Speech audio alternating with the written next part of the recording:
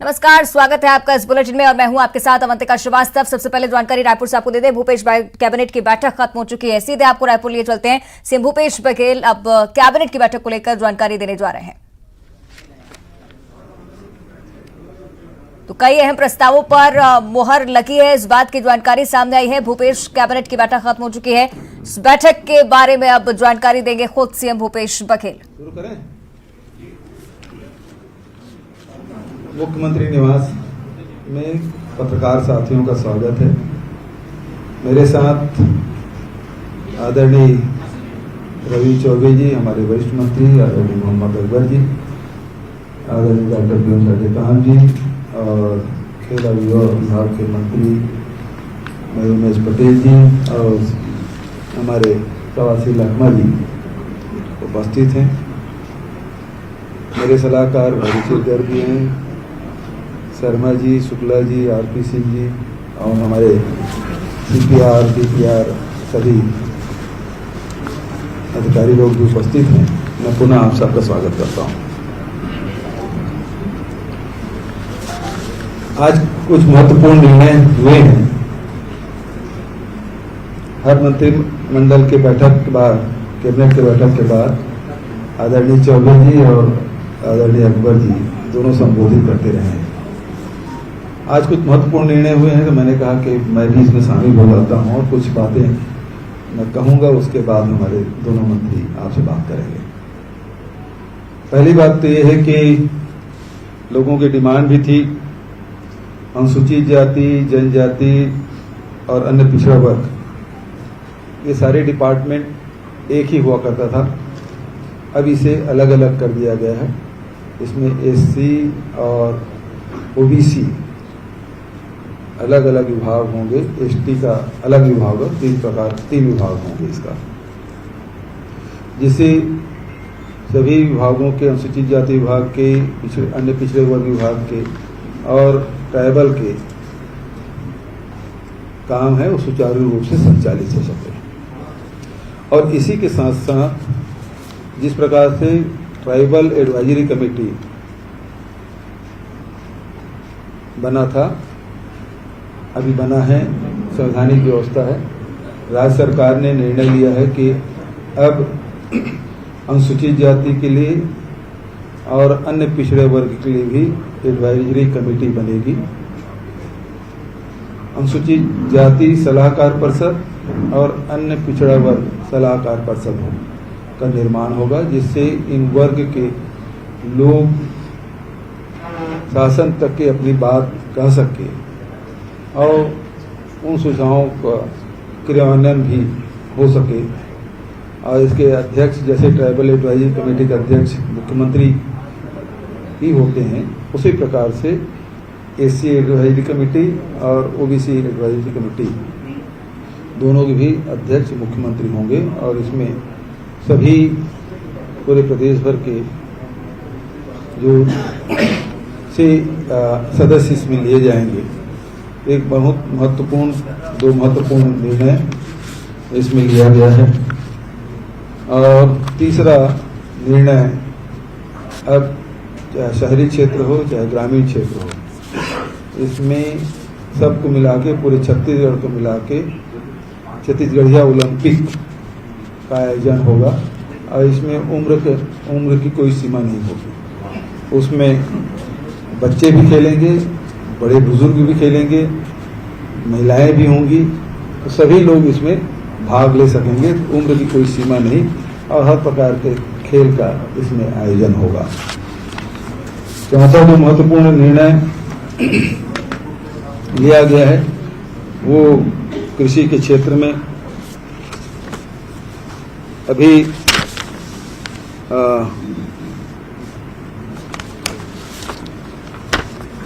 कृषि के क्षेत्र में जो सहकारी बैंकों में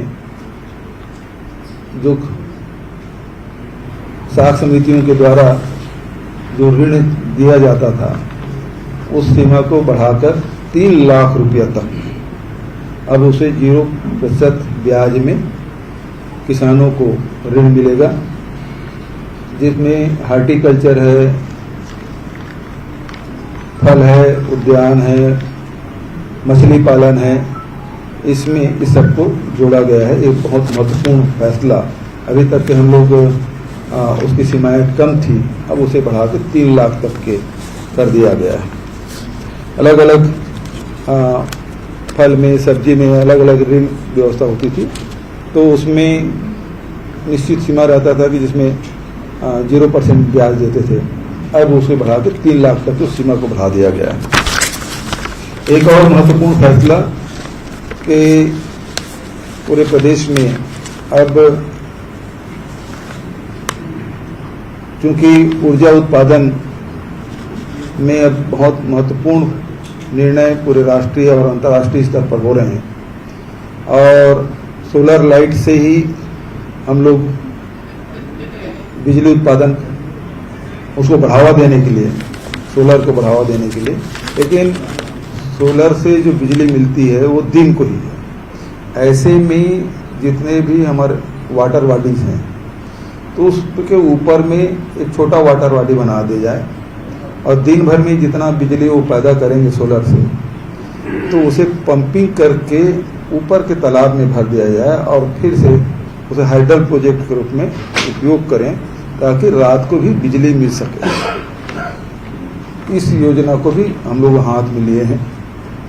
और एक और महत्वपूर्ण फैसला कि जितने भी हमारे ट्रांसमिशन लाइन हैं 11 kV के, अब उसमें ग्रिड से जोड़ने की बात होती है और इसलिए उस जमीन उस ग्रिड के नीचे में कोई यदि बिजली उत्पादन करना चाहे सोलर का, तो फिर शासकीय भूमि है तो उसे 1 रुपया की दर पे उपलब्ध कराएंगे नॉमिनल रेट पे। और दूसरा, यदि किसान के खेत यदि पड़ रहा है और किसान यदि सहमत है, उसकी सहमति के बिना कुछ नहीं होगा, यदि वो सहमत है और अपनी जमीन देने के लिए तैयार है तो फिर 25 साल के लिए चूंकि एग्रीमेंट होगा और वो 30,000 रुपये प्रति एकड़ प्रति वर्ष के हिसाब से उसे रेंट मिलेगा और 6% हर साल उसमें वृद्धि होगी। और 25 साल के बाद यदि किसान नहीं चाहे तो एग्रीमेंट खत्म हो जाएगा और वो अपना जितने भी सोलर पैनल वगैरह जो लगा है वो हटा लेगा। यदि सहमत है तो आगे भी बढ़ाया जा सकता है। तो एक बहुत क्रांतिकारी एक निर्णय छत्तीसगढ़ सरकार के द्वारा किया गया है। इसी प्रकार से सामाजिक क्षेत्र में अभी तक के करीब 48 संगठन हैं, उससे 5,67,641 वर्ग फीट जमीन, जो लगभग हम लोग जो 10% के हिसाब से हम लोग सब्सिडी रेट में जो दिए हैं संगठनों को, 48 संगठनों को, उसकी कीमत करीब 13 करोड़ 70 लाख रुपए होता है और उसे मात्र 1 करोड़ 90 लाख रुपया ने उस जमीन हम लोगों ने दिया है सामाजिक संगठनों को, ताकि वो भी शहर में अपना भवन बना सके। तो इस प्रकार से कुछ महत्वपूर्ण और भी फैसले हुए हैं, तो उसकी जानकारी आदरणीय चौबे जी। शिक्षक भर्ती की बात है, लगभग 12,000 कितना आंकड़ा बताएं थोड़ा सा, 12,489 पद जो बस्तर और सरगुजा संभाग में रिक्त पड़े हैं, उसकी भर्ती की अनुमति दे दी गई है, जो व्यापक से उसकी भर्ती की जाएगी। इस प्रकार के फैसले हुए हैं। और विस्तार से कुछ जानकारी देना चाहें चौबे जी राधारमण जी। आज की मंत्रिमंडल की 48वीं बैठक में 14 प्रस्ताव थे, उसमें से अधिकांश जानकारी आदरणीय मुख्यमंत्री जी ने आपको अवगत कराया। बहुत महत्वपूर्ण निर्णय है शिक्षकों की भर्ती का, छत्तीसगढ़ में छत्तीसगढ़िया ओलंपियाड करने का। लगभग 12,500 शिक्षकों की भर्ती का, SC, ST और OBC के अलग से एडवाइजरी बोर्ड बनाने का और अलग से डायरेक्टरेट बनाने का, और हॉर्टिकल्चर की फसलों के लिए पहले ब्याज 1 लाख तक 1% में और 3 लाख तक 3% में होता था। तो शॉर्ट टर्म लोन में जैसे दिगर खरीफ फसलों में 0% ब्याज पे कृषि के क्षेत्र में, उद्यानिकी के क्षेत्र में क्रांतिकारी निर्णय है छत्तीसगढ़ सरकार के लिए। ये लगभग अधिकांश महत्वपूर्ण जो निर्णय हुए हैं आदरणीय मुख्यमंत्री जी ने आपको अवगत कराया, और जो अन्य निर्णय हुए हैं छत्तीसगढ़ में राजधानी को बने लगभग अभी 22 वर्ष हमारा राजधानी हो गया है। सारे विभागों के भवन है, महानदी, इंद्रावती, शिवनाथ से लेकर के कृषि विभाग के लिए भी भवन बनाना है नया राजधानी में। तो कृषि विभाग के भवन के लिए भी जगह का आवंटन आज के मंत्रिमंडल के बैठक में निर्णय किया गया। एक और बहुत महत्वपूर्ण निर्णय हुआ है, पीडब्ल्यूडी में मानचित्रकार की भर्ती के लिए व्यावसायिक परीक्षा मंडल से परीक्षा हुआ था, लेकिन जो वेटिंग लिस्ट और लिस्ट की वैलिडिटी थी वो समाप्त हो चुकी थी। लोग बहुत मांग कर रहे थे, तो आज उनकी वैलिडिटी को बढ़ा करके उन मानचित्रकारों की भर्ती करने का निर्णय लिया गया है। एक अन्य निर्णय में जो सर्विस रोड होता है केनाल पे, जल संसाधन विभाग का, हम लोग विभाग के द्वारा भी उसमें सड़क का निर्माण करते हैं और उसमें मूरम टॉपिंग का ही निर्णय प्रावधानित है। लेकिन आजकल जरूरत को देखते हुए कनेक्टिविटी के कारण उसमें कभी कभी पीडब्ल्यूडी के द्वारा गिट्टीकरण भी किया जाता है, बीटी रोड भी बनाया जाता है। आज के मंत्रिपरिषद के निर्णय में ये निर्णय हुआ कि उन मार्गों का संधारण और बनाने का अनुमति तो जल संसाधन विभाग देगा, लेकिन ये सारे विभाग जो जिनके द्वारा चाहे पीएमजीएसवाई के हों, चाहे पीडब्ल्यूडी के हों, चाहे रूरल ग्रामीण मुख्यमंत्री सड़क निर्माण में, तो उसके द्वारा इसको किया जाएगा। एक अन्य निर्णय में जो शहरी क्षेत्र के प्रधानमंत्री शहरी आवास योजना का लगभग 2000 करोड़ के अधिक का और ऋण का था, उसकी बैंकों के साथ जो चर्चा चल रही थी, तो जो इस योजना के अंतर्गत इसको सहमति दी गई और शहरी क्षेत्र के आवास के लिए भी इसका निर्णय लिया गया। बहुत महत्वपूर्ण निर्णय और एक हुआ है, छत्तीसगढ़ में आदरणीय मुख्यमंत्री जी के नेतृत्व में 3 मेडिकल कॉलेजों की शुरुआत हुई थी, एक कांकेर, कोरबा और महासमुंद में। तीनों में एडमिशन का निर्णय हो गया है और बिल्डिंग या अन्य इंफ्रास्ट्रक्चर के लिए पहले सीजीएमसी को ही करना था, लेकिन आज निर्णय हुआ है कि अगर उसमें विलंब होता है तो चूंकि राज्य सरकार राज्यांश देती है, केंद्र सरकार के भी पैसे आते हैं और तीनों मेडिकल कॉलेज में इसी साल से एडमिशन की अनुमति भारत सरकार के द्वारा मिल गई है। छत्तीसगढ़ को इन सीटों का इजाफा हुआ है, तो इसको अगर बढ़ाने के लिए प्रोजेक्ट मैनेजमेंट कंसल्टेंट की नियुक्ति की जाएगी ताकि इसमें और द्रुत गति से कार्य हो सके। विद्युत के क्षेत्र में आदरणीय मुख्यमंत्री जी ने तीनों योजनाएं जो आपके समक्ष रखा, एक तो पंप स्टोरेज आधारित, ये इसमें लैंड एक्विजिशन का कोई कास्ट नहीं आएगा। हमारे पास इधर सीकासार से लेकर उधर हसदेव तक और रिहन तक ऐसी वैली है, ऐसी नदियां हैं जो ग्रेविटी से काफी तेजी से बहती हैं, टरबाइन उसमें चलाया जा सकता है, तो पानी को स्टोरेज करके उसी टरबाइन का उपयोग करके हम हाइड्रो पावर में आगे बढ़ेंगे और छत्तीसगढ़ में लगभग इससे अतिरिक्त बिजली का उत्पादन कर सकते हैं। इस सप्ताह में भी इसको निर्णित किया गया है कि आने वाले समय में छत्तीसगढ़ में इन योजनाओं को क्रियान्वित किया जाएगा। एक और महत्वपूर्ण निर्णय में जैसा कि आदरणीय मुख्यमंत्री जी ने कहा है, लघु जल विद्युत परियोजनाओं के लिए जो हमारा जो हम लोगों ने बनाया था, नीति बनाया था, वो उसकी अवधि समाप्त हो चुकी है, क्योंकि छत्तीसगढ़ में अभी लगभग 7 इस प्रकार से हाइड्रो पावर हमारे यहाँ संचालित है, जिससे 75 मेगावाट की विद्युत का उत्पादन होता है। आने वाले समय में 6 और हाइड्रो पावर का जो हम लोगों को निर्माण करना है, जिसमें 83 मेगावाट का और विद्युत का उत्पादन होगा, तो उसके लिए इस अवधि जो हमारी नीति है उसकी अवधि को बढ़ाया गया है। एक आखिरी निर्णय जो माननीय मुख्यमंत्री जी ने कहा कि हॉर्टिकल्चर की फसलों के लिए कोऑपरेटिव एक्ट के तहत 0% ब्याज में देने का जो निर्णय हुआ है, छत्तीसगढ़ में हम लोगों ने धान के विकल्प के रूप में भी हॉर्टिकल्चर की फसलों को राजीव गांधी किसान न्याय योजना में 9,000 के बजाय 10,000 रुपये प्रति एकड़ देने का जो निर्णय लिया है, तो लोगों का उधर झुकाव और रुझान बढ़ रहा है। तो आने वाले समय में इससे और हॉर्टिकल्चर और उद्यानिकी की दिशा में लोग बढ़ेंगे, इसलिए 3 लाख तक के ऋण को 0% ब्याज पे किसानों को देने का ये महत्वपूर्ण निर्णय आज की कैबिनेट से लिया गया है।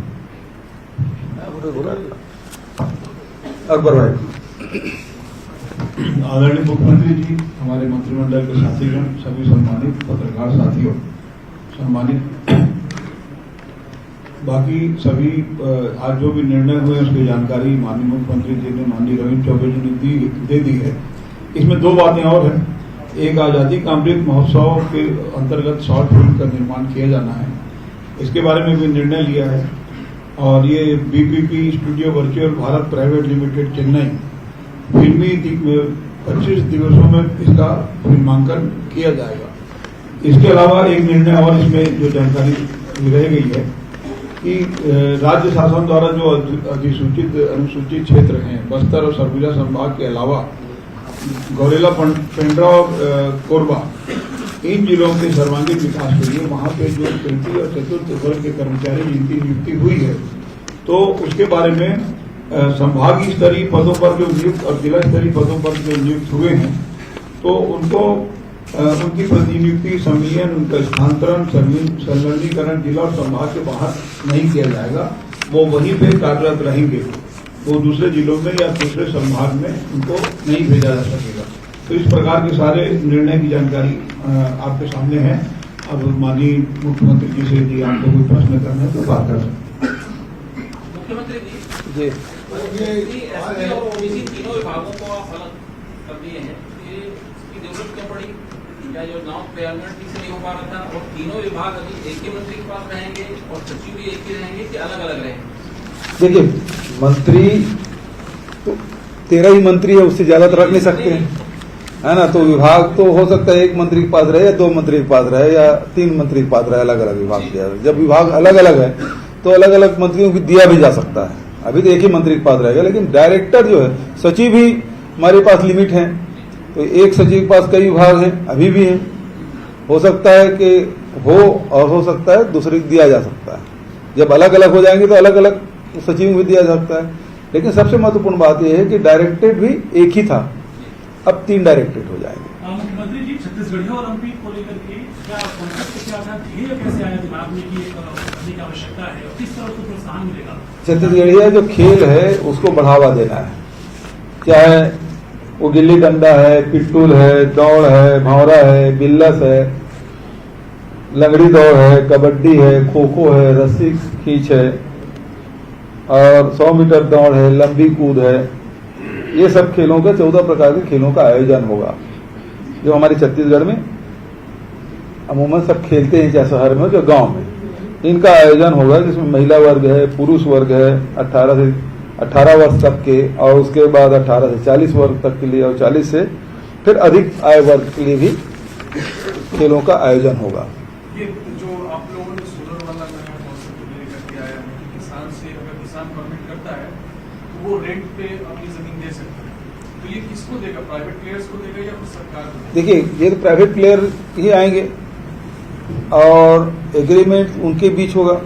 लेकिन जो पैसा भुगतान है वो हमारे मतलब शासकीय विभाग, विद्युत जो मंडल है उसके द्वारा होगा। वो प्राइवेट पार्टी पैसा जमा करेगा हमारे जनरेशन में, और वो फिर पैसा किसान को मिलेगा।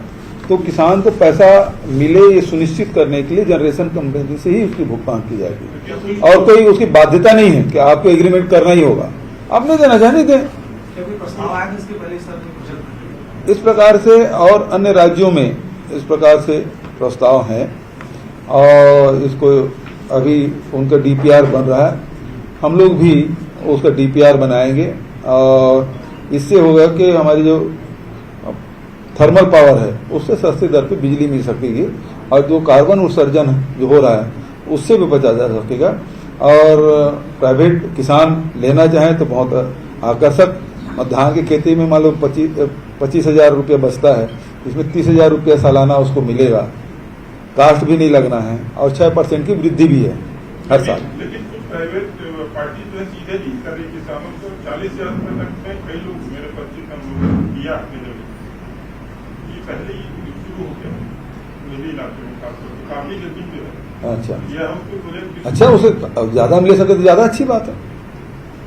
तो मतलब ऐसे विश्वास करें आप तो जो बोल रहे हैं पहले से जो होता है। लेकिन इसमें शासन के द्वारा ये सुनिश्चित, अब उसमें प्राइवेट ले लिए हैं तो किसान और उनके बीच के एग्रीमेंट है, और यदि नहीं हुआ, पेमेंट नहीं कर रहा है, तो फिर शासन उसके लिए जिम्मेदार नहीं होगा। और अभी तो जनरेशन कंपनी है, वो गारंटी दे रही है उसको पेमेंट करने के लिए। 25 बेस प्राइस होगा या किसान के साथ बातचीत में ऊपर जा सकते 30,000 अभी है, अभी तो 30,000 का प्रस्ताव है। शासन के ग्रिड के नीचे यदि शासन की जमीन है तो हम 1 रुपये फुट में देंगे, 1 रुपये एकड़ में। सर, आप लोगों ने कहा कि 12,489 पदों पर भर्ती होगी। पिछली भर्तियां अभी भी कुछ रुकी हुई है, बार-बार आरोप लगता है। क्या इस बार कुछ सेटअप बनाया गया कि इतने दिनों में पूरी कर लिए जाएंगे?